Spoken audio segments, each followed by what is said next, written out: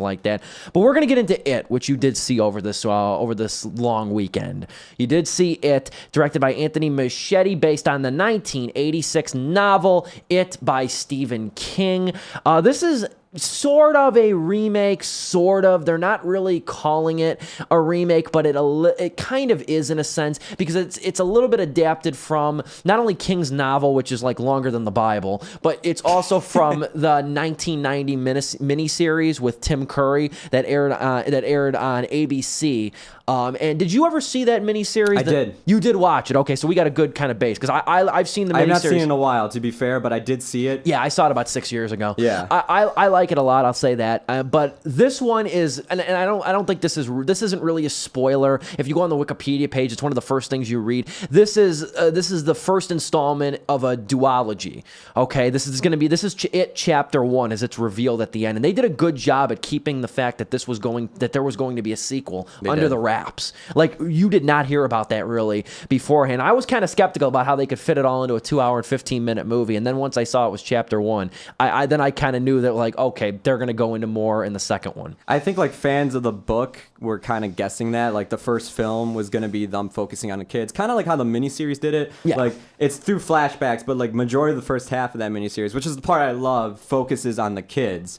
And in this film is kind of just doing the same thing, where the first film, Chapter 1, seems like it's just going to be all about the kids, and then later on, Chapter 2 is when they're all grown up. Indeed. And like I said, I don't want to go too much into it. I like the miniseries. I think it was a very well done film for what it was. Mm-hmm. It really wasn't until, and I'll talk about this too, it wasn't really until I saw this one that you realize how toned down and like pretty tame the miniseries was. Oh, yeah. Because like when I watched it, obviously years later, wasn't alive in 90, but when I watched it years later, like in 2011, I think is when I saw it, I wasn't really thinking like, okay, this is a TV movie. You know what I mean? You could kind of tell where the commercials would be, but like, I really wasn't thinking that. Mm-hmm. But like, when you see a movie like this, which I'm going to, say right off the bat, this new version of It, very vulgar, very crass.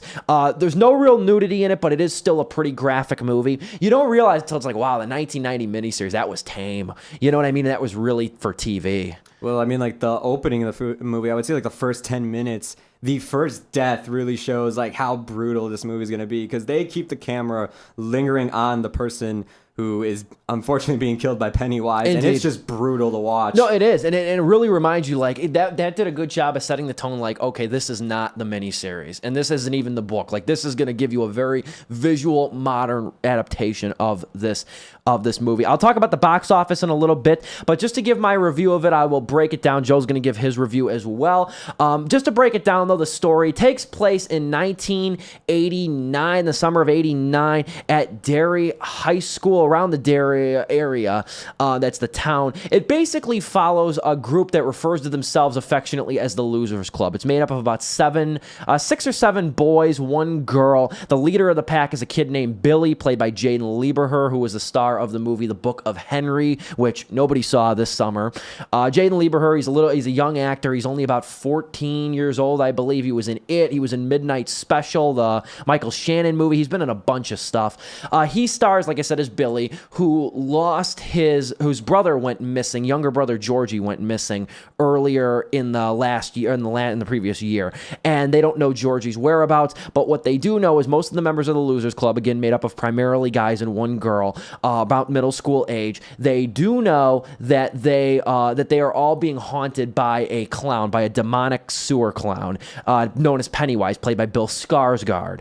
And the film basically focuses on the plight of these kids and shows how they're all kind of haunted by this. They all have very poor home lives. They all have very decrepit and miserable home lives, truly. And they really just trust in each other. And I've never read the novel. I don't know. Have you read the novel? I read half of it. It was in my middle school, and then eventually it just disappeared because, they probably found out what the book was about. I mean, the thing about the It novel and the It story of Stephen King, because I've read a few Stephen King's books. I've seen a lot of his films. The reason I like It, and I haven't read it, but the reason I like It is because the theme in this movie, the themes in these movies are incredible. Because they focus on, and Stephen King's obviously one of the most successful and most known horror writers that's ever lived. It focuses on childhood trauma, repercussions and reverberations in adulthood that childhood trauma can cause, the ugliness lurking behind like a sort of like a picturesque suburban town. It focuses on overcoming evil. It focuses on trusting in your peers. There's a lot of very potent themes that I think are scarier and more real than anything King's ever written or King has really ever touched on. So that's why I like it. But this movie, to kind of just break it down very simply, is incredibly good in my opinion. This movie is an improvement over the miniseries, really just because of the fact that it can go further. It's given more liberties. Again, like I mentioned, it's very vulgar. These middle school age boys talk like middle school age boys. I'm sure Joe, you can There's vouch a for lot me. of hey, I did your mom last night jokes. Indeed, there's a lot of graphic your mom jokes. There's a lot of swearing, a lot of four-letter words. It's a very graphic film in that regard. Again, it's very funny. It is very funny. It does the humor and the language in this movie punctuates the suspense in the movie and the horror in the movie, but not so much as to throw it off. It is made up of great natural performances. Some of the kid actors I mentioned, Lieber, one of the other ones is Finn Wolfhard. He played Mike in Stranger Things. Sophia Lillis, who is going to be, I think she's only 15 now, but she's going to be one of the next big young stars. She's going to get cast in a lot. Beverly was my favorite character. Beverly, that's who she plays in the film. I loved her. Bill Skarsgård plays Pennywise. He gives the role a transcendent physicality to it that Tim Curry didn't. And keep in mind too, Skarsgård's 27. Tim Curry was 56 when he played Pennywise. Now he's like 71.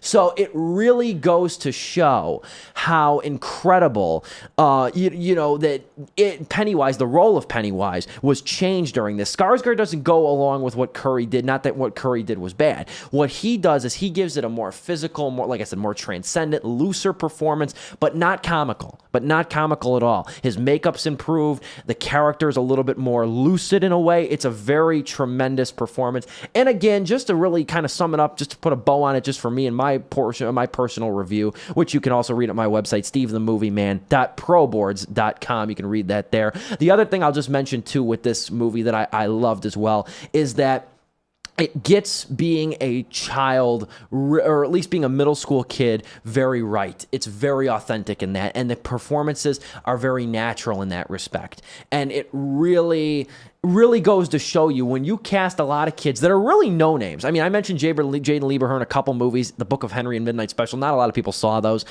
These kids, you didn't really recognize any of them. You could allow their performance to kind of sink in, and that's what I think makes it a very special movie. You can really believe these characters because you don't recognize any of them. Yeah, I was going to say, like, maybe the most recognizable person is probably Mike from Stranger Things. Probably. Finn Wolfhard, yeah. Yeah, because, it's on Netflix. A lot of people have seen it. It's grown, like, a vast reputation Indeed. now. And the thing with it, and then like I said, I'll let you get into your thoughts on it. The thing that I liked about it, too, it really reminded me kind of like Goonies done with a demonic twist. Oh, yeah. And I love that. I love that mood. I love that kind of tonality to it. I personally think that it is the best pure horror film to get a mainstream release since The Conjuring in 2013. There's been a lot of horror movies since then. I can agree with that. You've had Get Out, you've had The Purge, but Purge has a lot of action, social commentary relevance. Get Out is more of a thriller with social commentary. There's a lot of exceptions to the rules, I think, where I think that I think for pure horror, for a movie that's well done, for a movie that's just very creepy in its own right, I think it is the best since The Conjuring in 2013. I don't say that lightly either. I made that clear in my review. I don't say that in passing or for a buzz quote. I really genuinely mean that. Want me to start with my review? You can go ahead. Okay, go ahead. Give me your thoughts. Just piggyback off to what you were saying.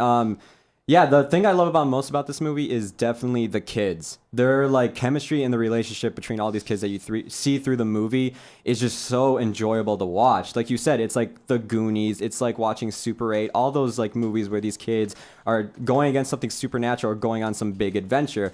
The best thing I heard about this movie is it's like Stephen King looked back and saw that he wrote Stand By Me, but it wasn't a horror book, so he decided to throw a killer clown in it. There you go. I mean, I completely forgot to mention Stand By Me. It's got a very Stand By Me-like quality to it. Yeah, and there are moments where I'm watching this film and I'm forgetting I'm watching a horror film. So when it cuts back and the horror comes on screen, it catches me off guard sometimes. It's like, oh yeah, that's right. There's a killer clown in this movie, but I'm distracted from how much fun I'm having watching the kids interact, make your mom jokes, just being really good friends with one another. Remind you of what it was like being a kid. Yeah, too. exactly. It plays off that nostalgia of hanging out with your friends during the summer after school. I mean, like nothing to do. Yeah, nothing to do. Just hanging around town and everything. Yeah, I like that as well. And I mean, personally, I gave it on my review. I work off the 4-star scale like Ebert did, like Roger Ebert did. I always work off the 4-star scale. I give it a 3.5 out of 4 stars. I don't think it's a perfect movie, but I really can't give any like distinct, like to use the F word, I can't really give any distinct flaws. You know what I mean? Really, I can't really say that. Some people had issues with the pacing, which I didn't. I thought the pacing was fine. Pretty fine. And some people were saying, like, I've read a couple reviews. It was funny. All the critics that I read, that I really like to read, gave this movie kind of like mixed to negative reviews, which I thought was pretty funny. But like a lot, like it got by and large great reviews. Box office smash, which we'll talk about in a couple moments. But the thing about it though is like, a lot of people were talking about the, it being long and it, kind of people saying it dragging. I don't really know how you could have done this movie to be like this part, chapter 1, shorter. You need to, unless you were going to make the kids empty faces. And I don't think any of these kids really became kind of like vague, you know what I mean? Or like they didn't have personalities. The only two that I would argue that aren't as developed as the others is Stan, the Jewish boy, and Mike. That's the other one. Mike, who you can tell has a bad, like, kind of like a tough love home life. It's weird because they start the movie off with him. And you're thinking, oh, okay, so like he'll be the introduction. And then they just don't cut back to him for a while. That might be my one complaint, though, because you get a lot of Richie, who's the foul-mouthed kid played by Finn Wolfhard of Stranger Things. Yeah. You get Bill, who's Lieberhurst's character. And then you get Eddie, who's played by Jack Dylan Grazer. That's the hypochondriac who's really kept sheltered from his mother. I liked him too. And then, like I said, you get Beverly too. You get a lot of her. The only thing, and you saw the miniseries, and this is just me coming out of nowhere with this in terms of like just thoughts. I don't see, because we already know, the second part of the story and stuff like that, even not having read the book, the second part of the story. Can you see this version of Beverly, played by Sophia Lillis, can you see her marrying into an abusive relationship? Because I can't. I don't see her. I don't know how they're going to handle that, because I can't see this woman, because she already has an abusive, controlling father. I don't see her falling for it again, or at least falling into a marriage where it turns abusive or in terms of domestic violence. I don't see that for this version of Beverly. No, I don't either, because like in this film, like we said, it doesn't shy away. It's a hard R film. It's hard R. It's not shying away from anything. So when you see the scenes with her father, it is disturbing. It's uncomfortable to make me think, okay, you went through this as a child. Why would you ever settle this as an adult? I don't see that. I really don't. I wonder how they're going to handle it, but I don't know. And that's the thing. That's one of the top 5 things I'm most curious about for it. Maybe later in another show, I'll give you like the top 5 things I really want to see out of chapter 2. But what would you give the film out of your own rating system? Would give 4, 5, 10 stars, whatever you use. I would give it using the 4-star rating review. I would give it the same rating as you, 3.5. Mostly because, as you said, the Jewish boy, Mike, he's. They're not really well developed, and I would say the last act, they go into the last act saying, all right guys, let's not split up, let's not stay together and everything, and they end up doing that anyway, and it's kind of like, oh, come on guys. But I mean, other than that, it wasn't enough to drive me away from walking out of the theater saying, yeah, this is definitely my top 10 this year, because I had a blast watching this movie. I was laughing, I jumped in my seat. There was one jump scare that involves that projector scene. Indeed, it caught me off guard. I literally screamed a swear word I can't say on air and jumped out of my seat. I liked it a lot. I really got into